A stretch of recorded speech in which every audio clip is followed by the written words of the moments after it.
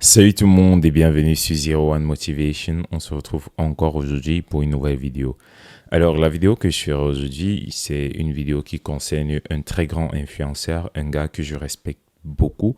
Bref, je vais dire que je respectais beaucoup avant de voir ces multiples sorties ces temps qui ne font que lever le public, qui ne font que lever les réseaux sociaux. Je ne sais pas s'il le fait pour gagner avec plus de visibilité ou s'il le fait parce qu'il a son intérêt ou bien s'il le fait parce qu'il a perdu la tête. Je sais que si vous êtes Camerounais, si vous êtes sur les réseaux sociaux, si vous êtes concerné par la politique, ces temps, vous avez vu des publications du nommé Steve Fa, qui est un grand, très grand entrepreneur, qui est un vlogueur très connu du Cameroun. Je vais dire le premier vlogueur du Cameroun parce que c'est la première personne qui a une visibilité assez conséquente au Cameroun sur les réseaux sociaux. Je ne vais pas nier que les publications que faisait ce monsieur dans le passé sont des publications qui me motivaient, d'ailleurs moi aussi beaucoup, sont des publications que j'appréciais, déjà que c'est une source d'inspiration pour moi. Mais je pense que ces multiples sorties ces temps-ci sont un peu très déplacées. Déjà, je pense qu'il ne sait pas à qui il s'adresse, il s'attaque aux mauvaises personnes premièrement.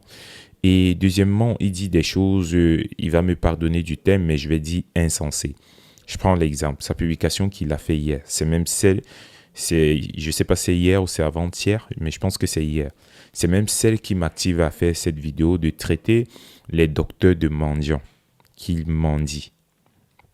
Alors, monsieur Steve, lorsque tu dis les docteurs ne devaient pas être en train de mendier pour avoir de l'argent, on ne devait pas être une charge pour l'État.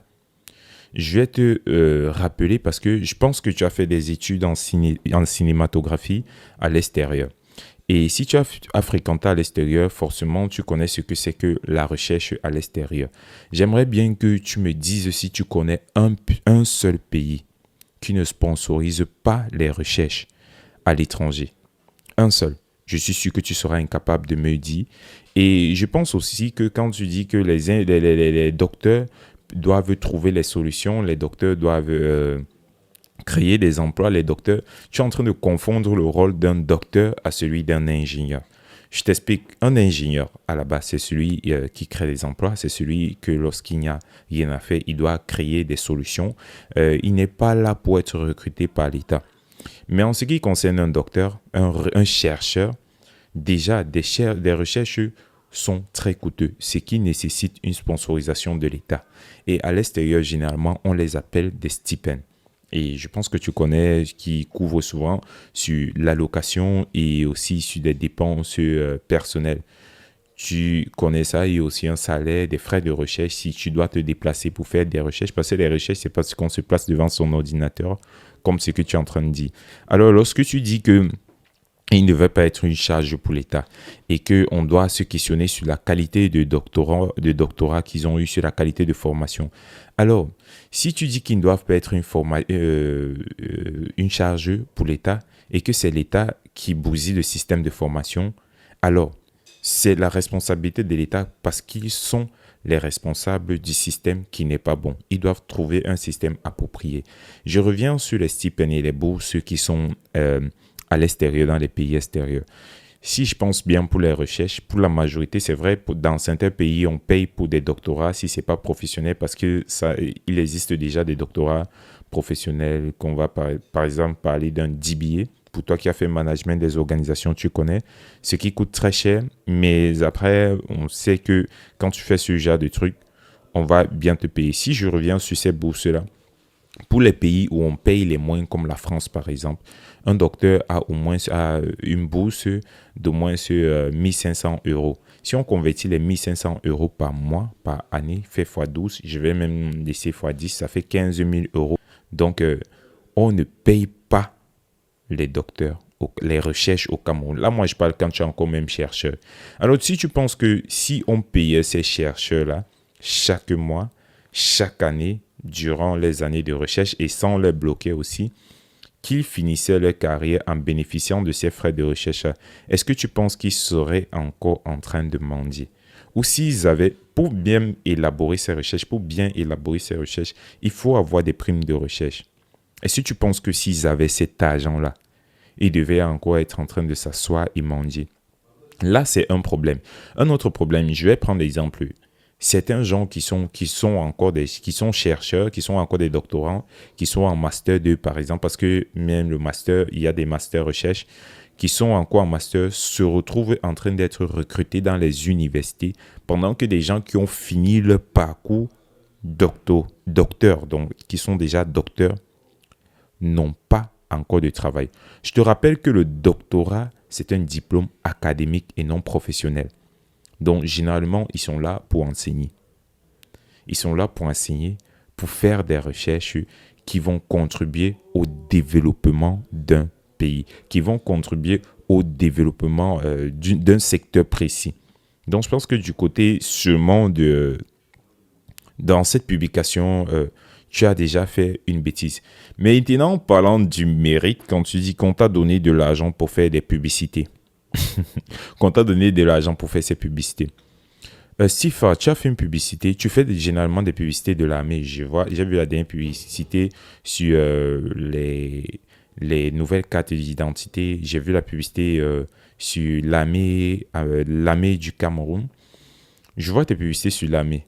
Est-ce que tu peux me confirmer, toi-même, est-ce que tu peux affirmer que dans toute l'armée, il n'y a pas quelqu'un qui a fait communication, qui a fait community management, qui a fait management des organisations que toi-même tu as fait, qui a fait cinématographie avant d'intégrer l'armée au Cameroun, qui n'avait pas cette compétence-là de bénéficier de ce marché en tant que militaire et en tant qu'ayant ce background, jusqu'à ce qu'on te remette ce marché entre les mains.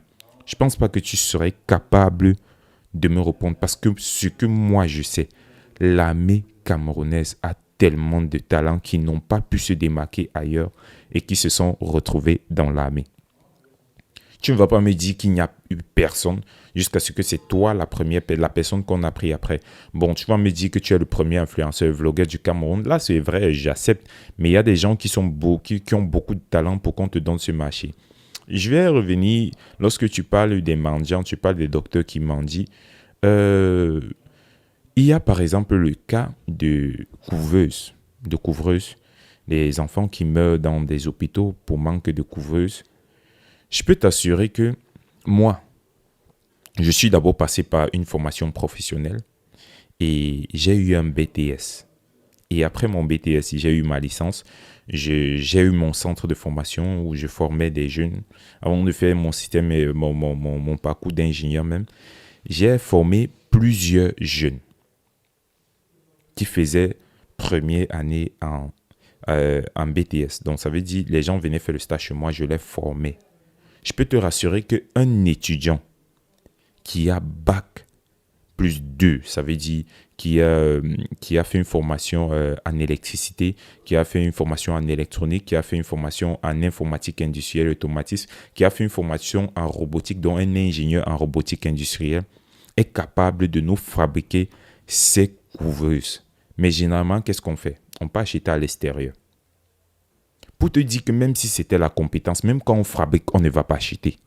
Ça veut dire qu'on n'encourage pas le travail des étudiants. Pourquoi on forme alors des gens si on ne peut pas les encourager dans l'investissement?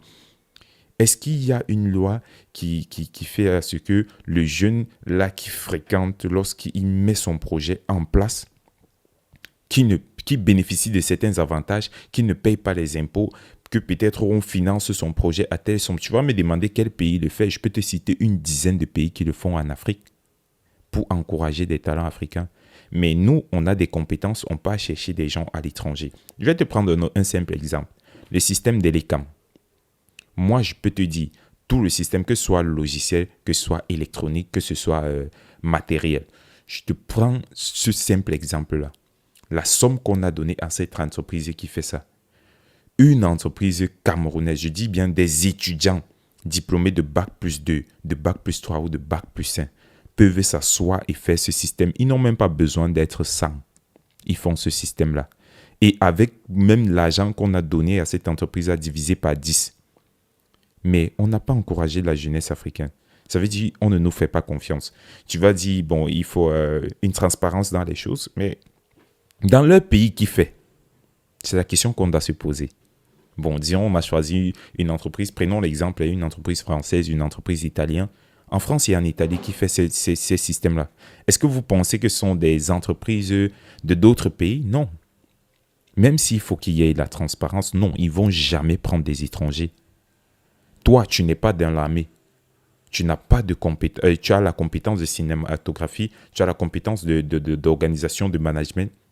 Mais tu n'es pas dans l'armée pour faire une publicité de l'armée. Aux États-Unis, on peut voir que les publicités de l'armée sont des gens de l'armée qui font. Il y a des spécialisations dans l'armée pour ça. Et des gens ont des backgrounds dans l'armée camerounaise. Moi, je le sais parce que nous tous nous sommes passés à une situation où on voulait give up. Nous tous nous sommes entrés, on a voulu faire l'armée, mais on n'a pas pu. On n'a pas pu. Donc, ne t'attaque pas aux gens en disant qu'ils sont incompétents et l'État ne veut pas les prendre en charge. Si les gens veulent que l'État les prenne en charge, c'est juste parce que ils ont essayé partout, ça ne donnait pas. Ils ont essayé, ça ne donnait pas. Dès que tu commences à vouloir entreprendre, les impôts te bloquent. Et les impôts ne font qu'augmenter, le style de vie n'augmente pas. L'économie est sur place. C'est ce qu'il faut comprendre. Le jeune a besoin de s'exprimer. Il faut permettre aux jeunes de s'exprimer. Tant qu'on ne va pas permettre aux jeunes de s'exprimer, tant qu'on ne va pas permettre à ceux qui ont fréquenté de s'exprimer dans leur pays, ça ne va pas aller. Je vais prendre le cas du pays à côté du Sénégal. Aujourd'hui, ils ont ouvert leur propre raffinerie de pétrole. Il faut partir regarder, le directeur général, c'est un Sénégalais. Il faut partir regarder, ils ont lancé leur propre satellite. C'est un Sénégalais qui dirige tout le projet, qui a eu le projet. Ce n'est pas qu'on est parti à SpaceX, on a pris quelqu'un de SpaceX pour lancer. Non, ils ont pris un Sénégalais. Le Sénégalais est parti à SpaceX. Il a présenté son projet, tout. On a assisté le Sénégalais à SpaceX. Nos couveuses ne devaient plus venir de l'extérieur. Acheter une couveuse à 7 millions dans un pays étranger comme la Chine, dans un pays étranger comme l'Inde, cette même couveuse-là pouvait être fabriquée à moins de 300 000. Je dis bien à moins de 300 000. Et j'assume ce que je dis au Cameroun. Vous pensez que 300 000 dépasse l'État camerounais à acheter pour chaque hôpital au Cameroun? Ou dépasse chaque docteur au Cameroun à acheter ça? Mais qui va se lever et dire qu'il va fabriquer les couveuses? Il y a beaucoup de Camerounais qui le font, mais vraiment, on ne finance pas. Les impôts les empêchent. Il y a des gens qui sont capables. Si on lance un projet d'ouvrir une usine de fabrication de couveuses et qu'on a besoin de peut-être, je prends un simple exemple, on a besoin de peut-être 1000 jeunes qui vont travailler dans ce domaine, ça va permettre de recruter les gens. Ça va permettre qu'on ne consomme que ce qu'on a dans notre pays, notre économie a grandi et autres. C'est une manière de recruter les gens. Lorsque les docteurs disent qu'ils n'ont pas de travail, machin, ils ont fait pourtant les longues études. Avant, nous sommes tout à fait d'accord qu'il suffisait juste de faire des études formelles pour avoir un avenir garanti. Mais aujourd'hui, ce n'est plus le cas. Et surtout, encore plus pour le cas du Cameroun. Et ce n'est pas seulement le Cameroun, pour beaucoup de pays africains. Parce que le système n'est pas bon. Parce qu'on ne nous encourage pas. Tout ce qu'on demande, c'est l'encouragement. On ne va pas me dire qu'il n'y a pas de profs d'université, qu'on ne recrute pas les gens. Pourtant, il y a des gens qui font des vacations. Ou c'est parce qu'il n'y a pas assez d'argent pour payer des docteurs. Non. Tu ne vas pas me dire ça. Toi-même qui est en train de parler, tu as présenté un petit qui avait fait, je ne peux pas dire un petit parce que bon, c'est mon grand frère. C'est pareil. Toi-même, tu es un grand frère pour moi, qui a fabriqué un moteur à eau. Est-ce que tu sais ce qui représente le moteur à eau dans un pays comme le Kenya ou un pays comme le Zimbabwe? Je te rassure que c'est que cette entreprise devait déjà être mondiale. Ça devait être sur tous les réseaux. Tu as fait ton effort, c'est bien. Mais il ne faut pas insulter des gens. Et j'ai aussi vu ces publications sur les trucs, sur le MRC et autres. Je vais toujours dire un truc aux Africains, aux jeunes. Ça, c'est mon conseil pour cette vidéo. Vous savez, chacun a son opinion. Moi, je suis pas très côté choix politique, mais je suis généralement les projets. Ça veut dire pour nous qui avons fait des études en management, ayant fait des études d'ingénierie, ayant fait aussi des études professionnelles, avant de faire des études de management ou encore ayant fait des recherches, on pense plutôt que il faut, on se base pour faire un choix sur des idées, sur des exemples, sur des projets.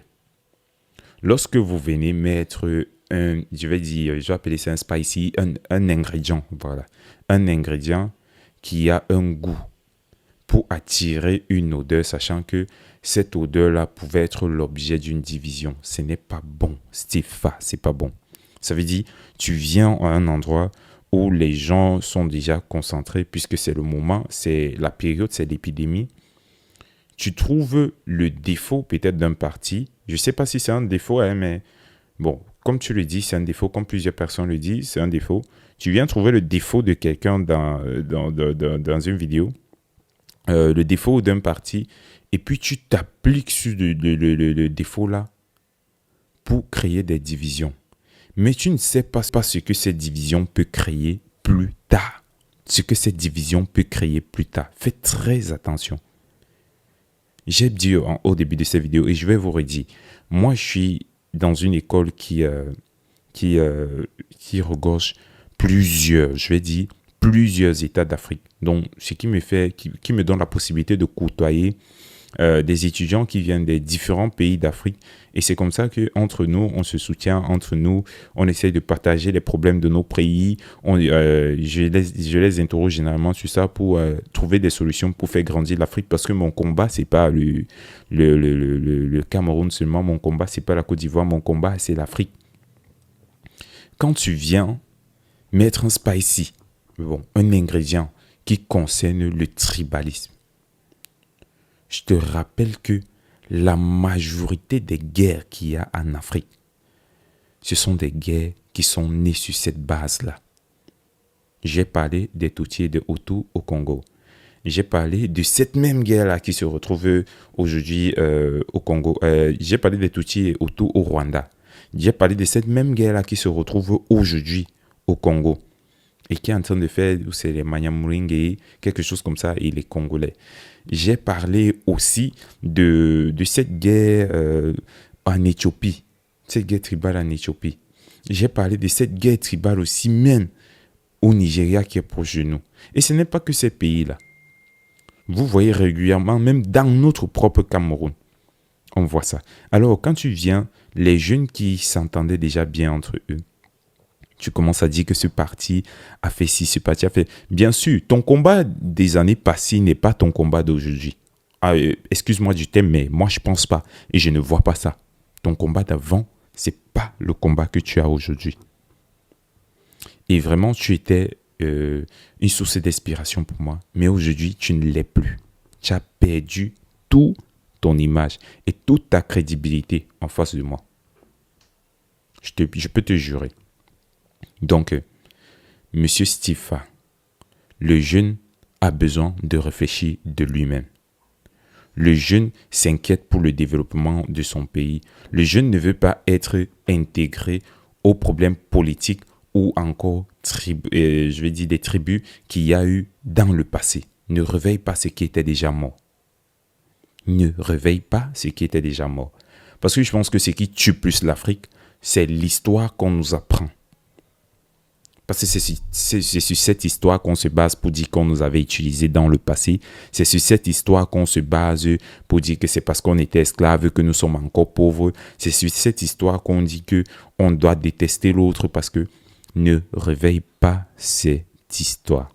Tu as dit qu'on t'a frappé. Bon, moi, je n'ai pas fait des recherches là-bas. Je ne vais même pas discuter là. Mais ne t'attaque pas aux intellectuels. Ne fais pas cette bêtise. C'est que tu perds toute ta crédibilité. Tu perds toute ta crédibilité. Je peux accepter que je suis d'accord avec toi que on peut voir les différents lives, dans les différents lives, certaines personnes agressives, mais ne prends pas l'idéologie d'une personne et tu regroupes ça. si tu as fait une étude, toi tu as fait management, je sais que forcément tu connais ce qu'on appelle les statistiques, tu as fait les hypothèses, tu as fait les samples. Combien de personnes a-t-il mis dans un sample? Laisse la vidéo du direct de la dame parce que je pense que c'est la vidéo où la dame insulte Kaba Libi comment on l'appelle? De Où elle insulte de TikTokers, que tout le monde s'acharne et dit que ces gens sont très agressifs, insultent beaucoup, machin. Mais c'est parce que des gens en ont marre. Des gens ne veulent plus, ils ne veulent plus écouter des beaux discours. Bref, chacun a son idéologie. Donc ne partons pas de ce côté. Moi, j'aimerais pas t'amener en politique, mais j'aimerais t'amener dans le cas du Cameroun. Pour te dire, des jeunes Africains, les jeunes Camerounais, je vais dire, en ont marre. Les jeunes Camerounais veulent s'exprimer. Les docteurs ont besoin d'un travail. Et je te redis encore, ne confonds pas le rôle d'un docteur avec le rôle d'un ingénieur. Bon, pour terminer ma vidéo, j'aimerais vous annoncer quand même, parce que cette vidéo parlait des doctorants, et pour ceux qui ont des problèmes sur les études de recherche, et qui ont bien sûr, je parle bien de ceux qui ont déjà une idée sur les recherches qu'ils veulent faire, que vous ne soyez pas encore très bon en anglais, ou que vous faites des études en anglais, mais précisément, les recherches se font en anglais. J'ai eu une opportunité pour vous d'étudier votre doctorat, que ce soit en ligne ou que ce soit en présentiel, mais forcément, ça va nécessiter un voyage pour un certain moment. Donc, vous pouvez faire des recherches en Inde ou en Chine. Pour ceux qui sont intéressés, c'est très simple. Donc, veuillez juste laisser un commentaire et puis je vais vous laisser le lien Telegram que vous allez accéder et là-bas, on va pouvoir mieux échanger. On se retrouve pour la prochaine vidéo. Merci d'avoir écouté celle-ci jusqu'à la fin. Si la vidéo vous a plu, abonnez-vous et surtout activez la cloche de notification pour ne rien rater. On se voit prochainement sur les détails pour les bourses d'études en Asie, soit Chine, Inde, Dubaï et surtout le Vietnam. Donc, le Vietnam s'est ajouté à la liste et les vidéos arrivent. Je vais vous faire des vidéos pour les bourses d'Europe et aussi, mais je préférerais pour vous, pour les gens qui veulent vraiment faire des études, de venir étudier en